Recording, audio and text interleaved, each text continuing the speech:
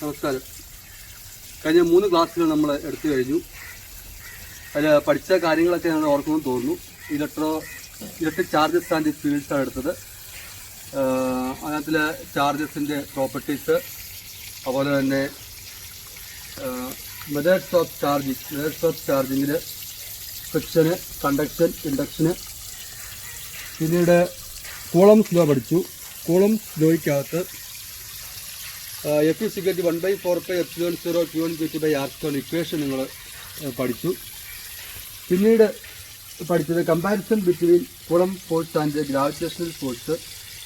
ഇന്ന് നമ്മൾ പഠിക്കുന്നത് principle of superposition of charges, അതുപോലെ തന്നെ electric field intensity, expression for electric field intensity at a point due to a point charge, പിന്നീട് physical significance of electric field. ഇത്രയാണ് നമുക്ക് ഇന്ന് പഠിക്കാനുള്ളത്. എൻ്റെ ഈ ചാനൽ സബ്സ്ക്രൈബ് ചെയ്യാത്തവർ സബ്സ്ക്രൈബ് ചെയ്യുക. ഇഷ്ടപ്പെട്ടെങ്കിൽ അത് ലൈക്ക് ചെയ്യുക, ഷെയർ ചെയ്യുക. നിങ്ങൾക്കത് സംശയങ്ങളുണ്ടെങ്കിൽ എൻ്റെ കമൻറ്റ് ബോക്സിൽ ഇടാവുന്നതാണ്. അതിൻ്റെ ആൻസർ ഞാൻ നിങ്ങൾക്ക് അയച്ചു തരുന്നതാണ്. നമുക്ക് ക്ലാസ്സുകളിലേക്ക് കടക്കാം. ശ്രദ്ധിക്കുക. Forces between multiple charges. ഒത്തിരി ചാർജസ് ഒരു സ്പേസിൽ ഇൻട്രാക്റ്റീവ് ആണെങ്കിൽ അതിൻ്റെ ടോട്ടൽ ഫോഴ്സിൻ്റെ എക്സ്പ്രഷൻ നമ്മുടെ കണ്ടുപിടിക്കാൻ പോകും. നമ്മൾ ഉപയോഗിക്കുന്ന പ്രിൻസിപ്പിൾ ഓഫ് സൂപ്പർ പൊസിഷനാണ്. Principle of superposition of charges എന്തോ നോക്കാം. If the number of charges are interacting in a space, the total force on a single charge is the vector sum of the individual forces exerted on it by all other charges. Example of 3 charges Q1, Q2, Q3 ഒരു സ്പേസിൽ interact ചെയ്യുകയാണ്. Total force on Q1 കണ്ടുപിടിക്കണമെങ്കിൽ Q1 Q2 മൂലം exert ചെയ്യുന്ന force, അതാണ് F12, plus Q1 Q3 മൂലം exert ചെയ്യുന്ന force, അതാണ് F13. അതിൻ്റെ വെക്റ്റർ സമ്മാണ് എടുക്കേണ്ടത്. കാര്യം ഫോഴ്സ് ഒരു വെക്റ്റർ ക്വാണ്ടിറ്റി ആയതുകൊണ്ട് അതിൻ്റെ സമ്മും വെക്റ്റർ സമ്മാണ് എടുക്കേണ്ടത്. അത് F = vector F12 plus vector F13, vector ഉണ്ട് വെക്റ്റർ F13. ഫോഴ്സിന്റെ ഇക്വേഷൻ നമുക്ക് അറിയാം. 1/4πε0 Q1 Q2. അത് കോമൺ ആക്കി ഞാൻ പുറത്തെടുത്തിരിക്കുകയാണ്. 1/4πε0 കോമൺ ആണ്. Q1 Q2/R21². R21 ക്യാപ്, ഇത് ഡയറക്ഷൻ കാണിക്കാൻ വേണ്ടിയാണ്, unit വെക്ടറാണ്. Q1 Q3/R31². R31 cap, ഇത് കൊടുത്തേക്കുന്നതിന്റെ ഡയറക്ഷൻ കാണിക്കാൻ വേണ്ടിയാണ്. ഇതായത് വെക്ടർ സം. ഇതൊരു ഫോർത്ത് ചാർജ് ഉണ്ട്, Q4 ഉണ്ടെങ്കിൽ ഇനി ടേംസ് കൂടും. അത് Q1 Q4/R41². R41 ക്യാപ് എന്നുള്ളത്. അപ്പൊ ഇതാണ് ഈ ഫോഴ്സസ് ബിറ്റ്വീൻ മൾട്ടിപ്പിൾ ചാർജസ് എന്ന് പറയുന്നത്. ഒത്തിരി ചാർജസ് ഇന്ററാക്റ്റീവ് ആണെങ്കിൽ ഒരു സിംഗിൾ ചാർജ് എക്സേർട്ട് ചെയ്യുന്ന ഫോഴ്സ്, അതിന്റെ വെക്റ്റർ സമ്മാനിക്കും. Principle of super position. Principle of super position നമ്മൾ പഠിച്ചു. സ്റ്റേറ്റ്മെന്റ് ഇക്വേഷൻ പഠിച്ചു. അപ്പോൾ പ്രോബ്ലം ചെയ്യാൻ ചോദിക്കുകയാണെങ്കിൽ കൺഫ്യൂഷൻ ഉണ്ടാകാൻ ചാൻസ് ഉണ്ട്. അതൊന്നുകൂടെ വിശദീകരിച്ച് കാണിക്കാം. Q1 എക്സേർട്ട് ചെയ്യുന്ന ടോട്ടൽ ഫോഴ്സ് പ്രോബ്ലം ചെയ്യാൻ ചോദിക്കുകയാണെങ്കിൽ അത് ചെയ്യുമെന്ന് പറയാം. ഇവിടെ Q2, Q3, Q1 total force കണ്ടുപിടിക്കണമെങ്കിൽ ഇവിടെ നമ്മൾ ചെയ്യേണ്ടത് പാരലോഗ്രാം ലോ ഓഫ് വെക്ടേഴ്സ് അനുസരിച്ചാണ് ഇവിടെ കണ്ടുപിടിക്കേണ്ടത്. ഇപ്പൊ ഈ ആംഗിൾ നമുക്ക് അറിയണം, തീറ്റ അറിയണം. ഇവിടെ F12, ഇവിടെ F13. അപ്പൊ അവരുടെ പാരലോഗ്രാം നമ്മൾ കൺസ്ട്രക്ട് ചെയ്യുക. അതിന്റെ diagonal F = √F12² plus F13² plus 2F12 F13 cos θ. അതായത് നേരത്തെ കഴിഞ്ഞ വർഷം പഠിച്ച R = √A² plus B² plus 2AB cos θ എന്നുള്ള ഇക്വേഷൻ ചേർത്ത് പിടിക്കാം. എക്സാമ്പിൾ നമുക്ക് നോക്കാം. അപ്പോൾ F12 = 2 ന്യൂട്ടൺ കിട്ടി. F13 2 ന്യൂട്ടൺ ആണ്. ആംഗിൾ തീറ്റ 60 ഡിഗ്രി ആണെങ്കിൽ F = 2² പ്ലസ് 2² പ്ലസ് 2 × 2 cos 60. ഇങ്ങനെ സബ്സ്റ്റിറ്റ്യൂട്ട് കണ്ടുപിടിക്കണം. F12 കണ്ടുപിടിക്കാൻ കൂളംസ് ലോ ഇക്വേഷൻ വെച്ച് കണ്ടുപിടിക്കണം. F13 അതേ ഇക്വേഷൻ വെച്ച് കണ്ടുപിടിക്കുക. എന്നിട്ടാണ് നമ്മൾ ലാസ്റ്റിലെ ഫൈനൽ ആൻസർ കണ്ടുപിടിക്കാൻ total F is equal to ഈ ഇക്വേഷൻ വെച്ച് സബ്സ്റ്റിറ്റ്യൂട്ട് ചെയ്ത് കണ്ടുപിടിക്കാവുന്നതാണ്. ഇത് പ്രോബ്ലം ചെയ്യാൻ ചോദിക്കാം. അതുപോലെ സ്റ്റേറ്റ്മെന്റ് ചോദിക്കുകയാണെങ്കിൽ ഇത് അറിഞ്ഞിരിക്കണം. ഈ അടുത്ത ടോപ്പിക്കിലോട്ട് നമുക്ക് പോകാം. ശ്രദ്ധിക്കുക. Principle of superposition of charges വായിച്ചു നോക്കുക. അതിന്റെ ഇക്വേഷൻ ശ്രദ്ധിക്കുക. Next topic electric field and electric field intensity. Electric field നമ്മൾ ഗ്രാവിറ്റേഷണൽ ഫീൽഡ് പഠിച്ചതാണ്. ഗ്രാവിറ്റേഷണൽ ഫീൽഡ് എന്ന് പറഞ്ഞാൽ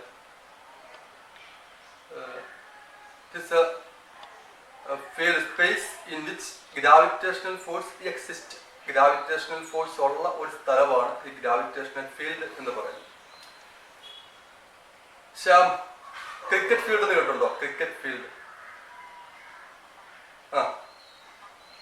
സ്പേസ് അറൗണ്ട് അമ്പയർ അല്ല, space around a pitch. Okay, space around a pitch where players exist. Okay, cricket field എന്ന് പറഞ്ഞാൽ നമ്മൾ കളിക്കാർ നിൽക്കുന്ന സ്ഥലം, ആ പിച്ചിന് ചുറ്റും കളിക്കാർ നിൽക്കുന്ന സ്ഥലം. ഞാൻ പുറത്ത് നിൽക്കുകയാണെങ്കിൽ കളിക്കാരനാകത്തില്ല, കാണികളെ ആകത്തും. അപ്പോൾ ഈ ഇലക്ട്രിക് ഫീൽഡ് എന്ന് പറഞ്ഞാൽ നമുക്ക് അതിന്റെ വേണ്ട മീനിങ് സിമ്പിൾ ആയിട്ട് പറയണമെങ്കിൽ ഒരു ചാർജിന് ചുറ്റുമുള്ള സ്ഥലം, അവിടെ ഇലക്ട്രിക് ഫോഴ്സ് എക്സിസ്റ്റ് ചെയ്യും. Space around a charge where electric force exist. അല്ലെങ്കിൽ ഇങ്ങനെ പറയാം, space around a charge in which ഒരു +1 കൂളം, ഒരു ടെസ്റ്റ് ചാർജ് എന്ന് പറഞ്ഞാൽ +1 കൂളമാണ്, അത് വെക്കുമ്പോൾ അതിൽ ഫോഴ്സ് എക്സേർട്ട് ചെയ്യുന്നുണ്ടെങ്കിൽ അത് ഇലക്ട്രിക് ഫീൽഡിലാണ് എന്ന് പറയും. സ്പേസ് അറൗണ്ട് എ ചാർജ് എന്നാണ് അറിയപ്പെടുന്നത്. അവിടെ പക്ഷേ ഈ ഫോഴ്സ് എക്സേർട്ട് ചെയ്യണം, ഇലക്ട്രിക് ഫോഴ്സ് എക്സേർട്ട് ചെയ്യുന്ന സ്ഥലമാണത്. അതിന്റെ പുറത്താണെങ്കിൽ ഇലക്ട്രിക് ഫോഴ്സ് എക്സേർട്ട് ചെയ്യത്തില്ല. നമ്മളിവിടെ electric force intensity, electric field intensity, അത് സിംപിളി ഇലക്ട്രിക് ഫീൽഡ് എന്ന് വേണമെങ്കിൽ പറയാം. Electric field intensity is the electric force acting per unit charge. Unit charge എന്ന് പറഞ്ഞാൽ നമ്മൾ ടെസ്റ്റ് ചാർജ് എടുക്കുന്നത്, ടെസ്റ്റ് ചാർജ് +1 കൂളം എടുക്കുന്നത്. ഒരു സിംപ്ലിസിറ്റിക്ക് വേണ്ടിയാണ് നമ്മൾ +1 കൂളം എടുക്കുന്നത്.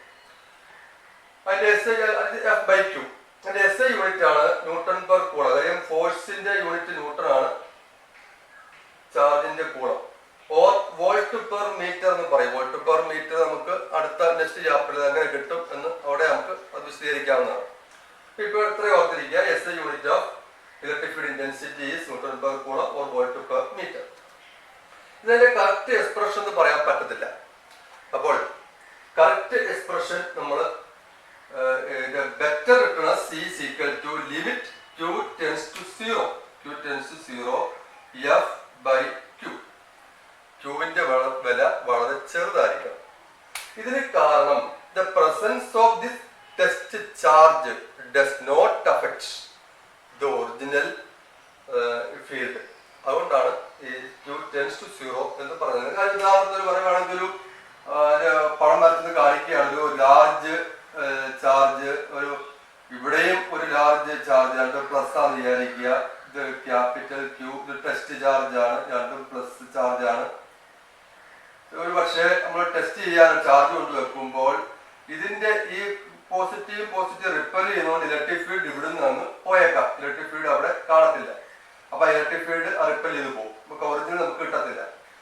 ഈ ടെസ്റ്റ് ചാർജിന്റെ വില വളരെ ചെറുതാണെങ്കിൽ, വളരെ ചെറിയ ഒരു ടെസ്റ്റ് ചാർജ് ആണ് അവിടെ കൊണ്ട് വെക്കുന്നതെങ്കിൽ, മാഗ്നിറ്റ്യൂഡ് വളരെ കുറവാണെങ്കിൽ ഈ ചാർജിന്റെ പ്രസൻസ് ഈ ഒറിജിനൽ ഇലക്ട്രിക് ഫീൽഡിനെ അഫക്റ്റ് ചെയ്യത്തില്ല.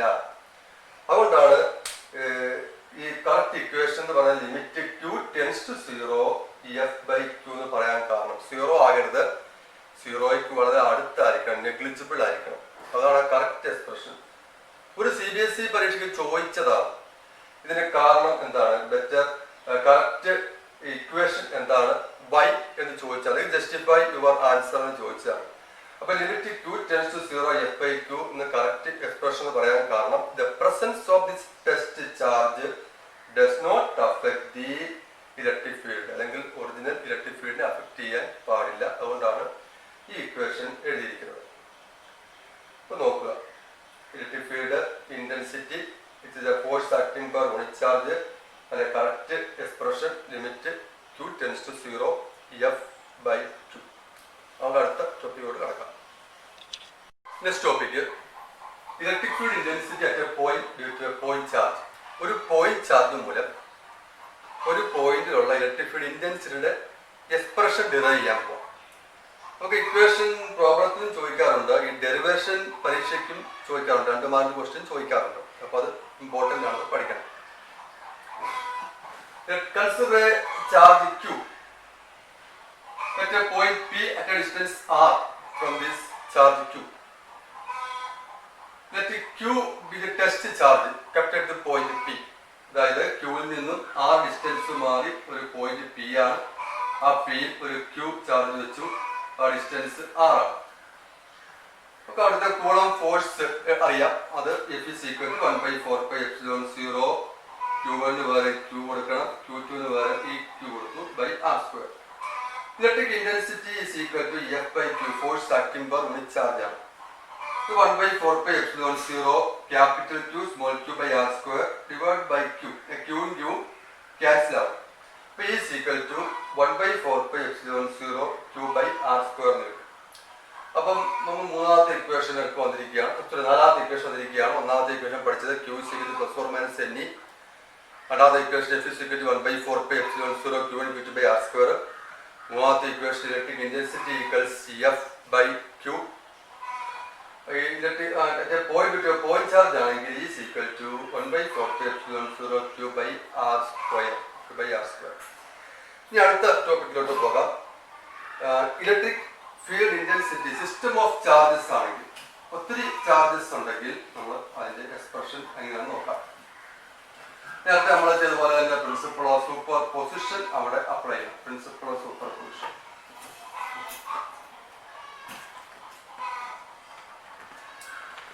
ഇവിടെ കൺസിഡർ സിസ്റ്റം ഓഫ് ചാർജസ്. അത് ഒറിജിനിൽ നിന്നും Q1 Q2 Q3 ചാർജസ്, അതിന്റെ position vectors R1 R2 R3 ആണെന്ന് വിചാരിക്കുക. ഒരു പോയിന്റ് P, അതിന്റെ പൊസിഷൻ വെക്ടർ R ആണെങ്കിൽ total electric field E is equal to vector E is equal to E1 R plus E2 R plus E3 R ആയിരിക്കും. 3 charge എടുക്കുകയാണ്. അതിന്റെ expression നോക്കാം. ഇതിന്റെ 1/4πε0 Q1 by R1² plus 1/4πε0 Q2 by R2² plus 1/4πε0 Q3 by R3² എന്ന് എഴുതാം. അപ്പോൾ 1/4πε0 നമ്മൾ common എടുക്കുകയാണെങ്കിൽ Q1 by R1² plus Q2 by R2² plus Q3 by R3² എന്ന് എഴുതാം. ഇനി ചാർജസ് ഉണ്ടെങ്കിൽ നമുക്കത് ആടി പോകാവുന്നേ ഉള്ളൂ. ഇതൊരു വെക്ടർ ആണ്. വെക്ടർ ആണെങ്കിൽ വേണമെങ്കിൽ ഇതിൻ്റെ കൂടെ യൂണിറ്റ് വെക്ടർ നമുക്ക് ആഡ് ചെയ്ത് കാണിക്കാവുന്നതാണ്. അല്ലെങ്കിൽ പ്രോബ്ലം ചെയ്യാൻ ചോദിക്കുകയാണെങ്കിൽ ഇത്രയും ആവശ്യമുള്ളൂ. Total electric intensity electric field is equal to 1/4πε0 Q1 by R1² plus Q2 by R2² plus Q3 by R3². ഇത്രയേ ഉള്ളൂ. ഈ ലാസ്റ്റ് ടോപ്പിക്കാണ് ഇതിൻ്റെ.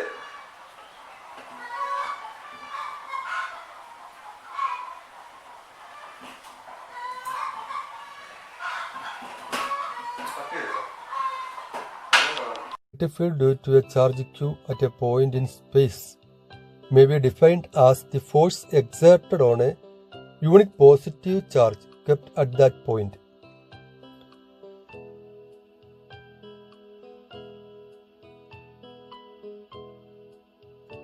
Electric field intensity.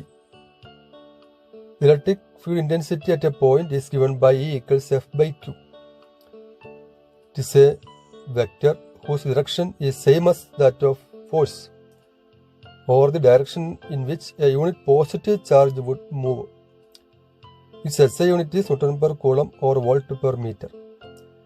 Electric field intensity can be better written as E is equal to limit Q tends to 0 F/Q, where Q tends to 0 so that presence of this charge may not affect the electric field of the source charge.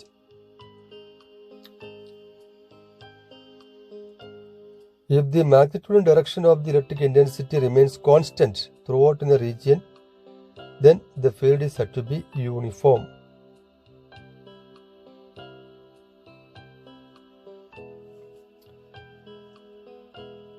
Electric field intensity at P due to a point charge. ഇത് നമുക്ക് പരീക്ഷയ്ക്ക് ചോദിച്ചിട്ടുള്ളതാണ്. Expression for electric field intensity at a point due to a point charge. എഴുതിക്കാൻ ശ്രദ്ധിക്കുക. Diagram വരയ്ക്കുക.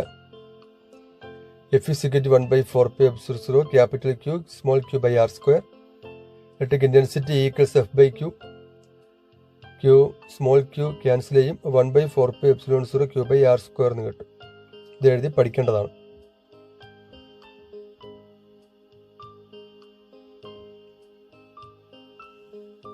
Electric field due to a system of charges. ഇവിടെ principle of superposition apply ചെയ്ത് എഴുതാവുന്നതാണ്. E of r is equal to E1 of r plus E2 of r plus E3 of r. 1/4π0 Q1 by r 1b square. r 1b cap ഉണ്ട് അവിടെ plus Q2 by r 2p square. r 2p cap plus Q3 by r 3p square. r 3p cap. അത് r 1b ക്യാപ്പും r 2p ക്യാപ്പും r 3 cap unit vectors ആണ്, direction കാണിക്കാൻ വേണ്ടി. Next one is physical significance of electric field. The true physical significance of the concept of electric field emerges only when we deal with the time-dependent electromagnetic phenomena. Consider the force between two distant charges Q1 and Q2 in accelerated motion. The greatest speed with which a signal or information can go from one point to another is c, the speed of light. So the effect of any motion of Q1 on Q2 cannot be instantaneous. There is some time delay between the effect of the force on Q2 and the cause motion of Q1.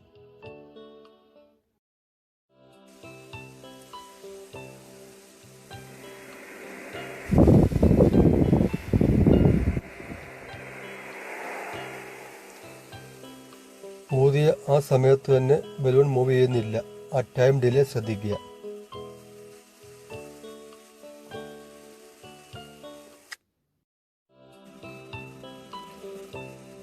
ചന്ദനത്തിരയുടെ പുകയാണ്.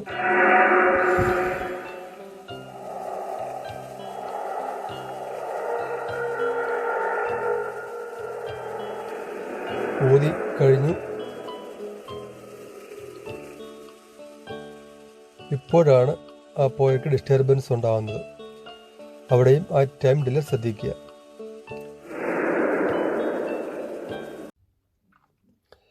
ഈ രണ്ട് കേസിലും physical significance of electric field ഒന്ന് compare ചെയ്ത് നോക്കാം. Q1 charge move ചെയ്യുമ്പോൾ ഉണ്ടാകുന്ന electromagnetic force, electromagnetic wave Q2-ൽ, അതാണ് കോസ് എന്ന് പറയുന്നത്. Q1-ൻ്റെ ആക്സിലറേറ്റഡ് മോഷനാണ് കോസ്. അതുമൂലം ഉണ്ടാകുന്ന ഇലക്ട്രോമാഗ്നറ്റിക് വേവ് അതിൻ്റെ ഇഫക്റ്റ് Q2-ൽ ഉണ്ടാകുന്ന ഇഫക്റ്റിന് ഇതുപോലെ കുറച്ച് ടൈം ഡിലേ വരുന്നുണ്ട്. The time delay indicates the presence of electric field. അതാണ് physical significance of electric field എന്ന് പറയുന്നത്. Field, strictly electromagnetic field, is very useful. The field picture is this. The accelerated motion of Q1 produces electromagnetic waves which propagate with the speed of light c, reach Q2 and cause a force on Q2. The concept of field accounts for the time delay. Electric field is an elegant way of characterizing the electrical environment of a system of charges. Electric field at a point in space around a system of charges gives us the force which a positive test charge would experience if placed at that point. This is the physical significance of electric field.